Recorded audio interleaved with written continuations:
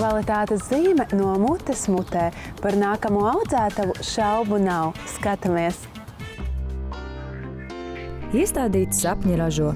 Par to savā dzīvē pārliecinājusies zemnieku saimniecības Liepas dibinātāja Zaiga Apse, kas 1993. gadā uz entuziasma pamata ar mērķi izveidot augļkopības stādaudzētavu 21 gadu garumā savu sapni ir piepildījusi. Šobrīd stādaudzētava ir plaukstošs ģimenes uzņēmums, kurā bez Zaigas un Daiņa darbojas arī viņa 4 dēli un pārējie radi un draugi. Strauja kokaudzētavas attīstība sākās 2000. gadā, ieviešot augļkoku konteineru audzēšanu un augļkoku ziemas potēšanu, kas dod iespēju šos stādus stādīt no pavasara līdz rudenim, ieskaitot arī vasaru. Zemnieku saimniecības Liepas ir pieejama augsts kvalitātes skailsakņu un konteineru stādi lielā šķirņu daudzveidībā.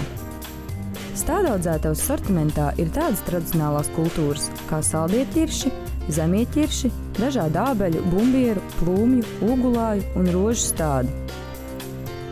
No eksotiskajām kultūrām pieejami persiku, aprikožu, kolonābeļu, dekoratīvo ābeļu un ģimenes koku stādi. Stādi jāiestāda auglīgā augsnē, par tiem jārūpējas, jālolo, jāvelta darbs un laiks, un tad iedod augļus un priecē. Izsapņojiet katru savu sapni kopā ar zemnieku saimniecību Liepas.